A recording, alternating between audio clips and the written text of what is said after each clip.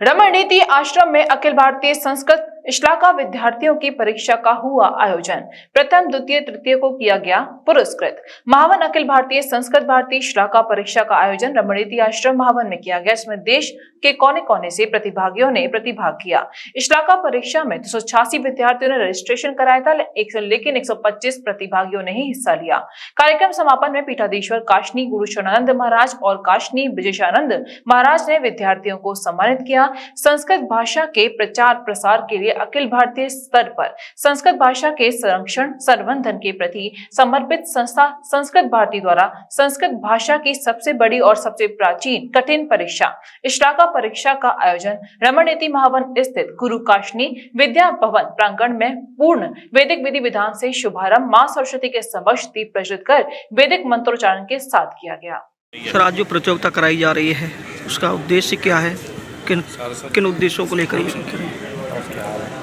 हमारे भारतीय संस्कृति के जो निधि रूप जो हमारे शास्त्र हैं, विभिन्न विषयों के शास्त्र हैं, उन शास्त्रों का संरक्षण करना, उन शास्त्रों में विद्यार्थियों को प्रवीण करना, ये इसका मुख्य उद्देश्य है। इसी उद्देश्य से ये अखिल भारतीय शलाका परीक्षा की जाती है।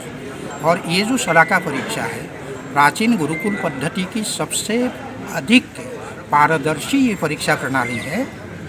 उसी प्रणाली से ये परीक्षा ली जाती है।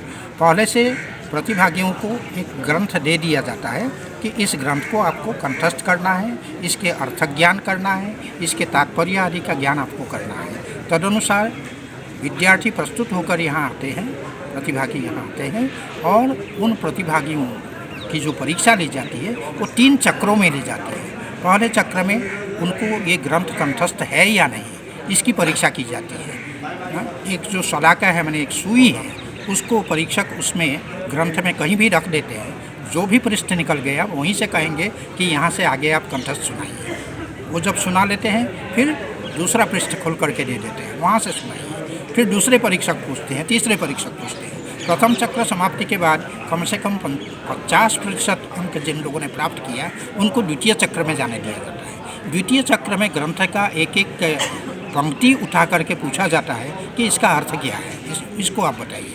फिर उसमें जो उत्तीर्ण होंगे उनमें सर्वाधिक अंक वाले 3 बच्चों का पहले चयन करेंगे और चयन करके उन तीनों में फिर तृतीय चक्र में परीक्षा होगी। उस परीक्षा में गूढ़ अर्थों का ज्ञान उनको है या नहीं, तात्पर्य का ज्ञान उनको है कि नहीं, ग्रंथ की जो पंक्तियां हैं सुस्पष्ट रूप से दूसरे के सामने उसको वो समझा सकते हैं या नहीं, ये सब परीक्षण किया जाता है। और इन परीक्षणों से जो बच्चे उत्तीर्ण होकर के आते हैं, इन तीनों बच्चों के जो अंक होंगे उन अंकों को प्रथम, द्वितीय, तृतीय चक्रों में उनको जो अंक मिला है उन तीनों को जोड़ करके सर्वाधिक अंक जिसका होगा वो प्रथम होगा, उसके बाद द्वितीय होगा, तृतीय होगा, इसका निर्णय।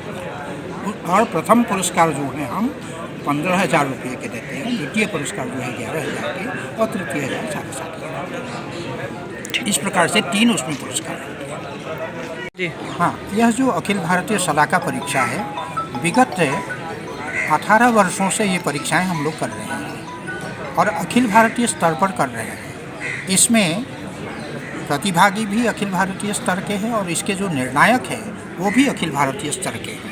और काशी में यह जो परीक्षा है, महाराजा श्री के कृपा प्रसाद से उनका जो आश्रम काशी में है, गुरु काशनी विद्या भवनम, वहीं पर विगत 17 वर्ष वहीं पर हम लोगों ने परीक्षा दी है। और इस वर्ष के महाराज श्री से हम लोगों ने निवेदन किया कि इस बार रमणनीति में आपका जो आश्रम है वहाँ पर हम लोग आना चाहते हैं। महाराज श्री ने सहर्ष जो है हमें अनुमति दी और यहाँ आकर के इस वर्ष हम इस परीक्षा को कर रहे हैं। हम लोग इससे बिल्कुल गदगद हैं। सर, जो कार्यक्रम जो अभी प्रतियोगिता चल रही है इसका क्या उद्देश्य है? यह एक शास्त्रीय परंपरा है जो भारतवर्ष में पुरानी पद्धति परीक्षा की, जिसमें 30% शिक्षा लेकर उपाधि लेकर योग्यता सिद्ध करना नहीं है, 100% ज्ञान के साथ परीक्षा में उत्तीर्ण होना और आचार्य बनना, यह परंपरा पहले थी। उसके लिए जो पद्धति थी उसको शलाका परीक्षा कहते हैं। किसी स्थान से ग्रंथ में अधिक जो पाठ्य पुस्तक के ग्रंथ हैं उसको किसी स्थान से पूछना और उसका कंठपाठ करना, उसका अर्थ अभिव्यक्त करना, उसके तात्पर्य का ज्ञान करना यह अपेक्षित था।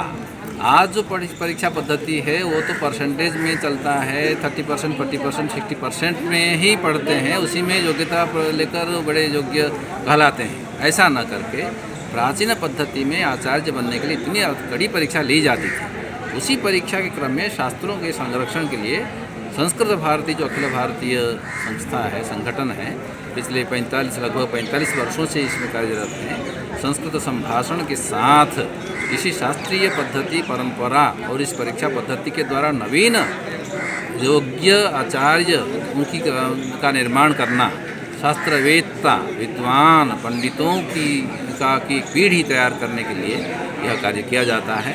उसे पूरे भारतवर्ष से सभी प्रांतों से सभी अखिल भारतीय स्तर पर यह वार्षिक परीक्षा आयोजित की गई है। यह अत्यंत ही कठिन है, साथ साथ अत्यंत प्रशंसनीय इसलिए है कि इस पद्धति से जो पास करके उत्तीर्ण होकर जाएंगे वो अपने विषय के साथ गौरव के साथ रहेंगे और गंभीरता के साथ रहेंगे, आत्मगौरव अभिमान के साथ रहेंगे। मैंने इसको पढ़ा है, कह सकते हैं मैंने इसको पढ़ा, अर्थात 100% पढ़ा है। ये केवल ऊपर से 2-4 श्लोक 2-4 पंक्ति पढ़कर नहीं, पूरे ग्रंथ का अध्ययन किया है। इस गौरव अभिमान के साथ रहेंगे। जैसे हमारे आचार्य मनीषी विद्वान रहते थे, ऐसे शास्त्रीय विद्वानों को तैयार करना यह संस्कृत भारती का लक्ष्य है। इसी उद्देश्य से ये हो रहा है। और आप तो देख रहे हैं किस प्रकार से ये ओजस्वी और तेजस्वी बालक, लघु बालक आयु में कम हैं लेकिन विद्या में प्रवीण हैं, और उनमें तेज देखिए, ओजह देखिए। यह परीक्षा इसलिए है कि उन ऐसे छात्रों को, ऐसे प्रतिभागियों को, ऐसे प्रतिभावान जो शास्त्र ज्ञान से अत्यंत ओतप्रोत हैं, ऐसे विद्यार्थियों को तैयार करके भविष्य में एक सीढ़ी तैयार करना जो पूरी पद्धति पारंपरिक शास्त्रीय पद्धति के मार्ग पर चलकर इस भारतवर्ष को अत्यंत गुरु स्थान में, गौरव स्थान में पहुंचाएंगे।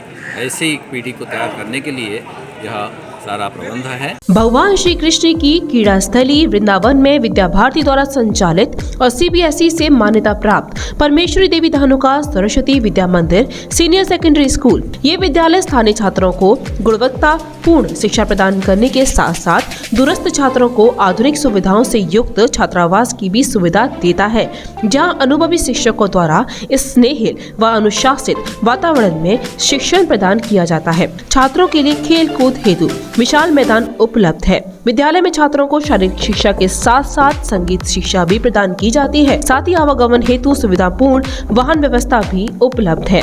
नवीन सत्र 2023-24 के लिए कक्षा 6 व 9 की प्रवेश परीक्षा 12 मार्च 2023 दिन रविवार को सुबह 9 बजे आयोजित होगी। प्रवेश फॉर्म विद्यालय से 1 फरवरी 2023 से उपलब्ध होंगे। दूरस्थ छात्रों के लिए 16 जनवरी 2023 से ऑनलाइन रजिस्ट्रेशन की भी सुविधा है।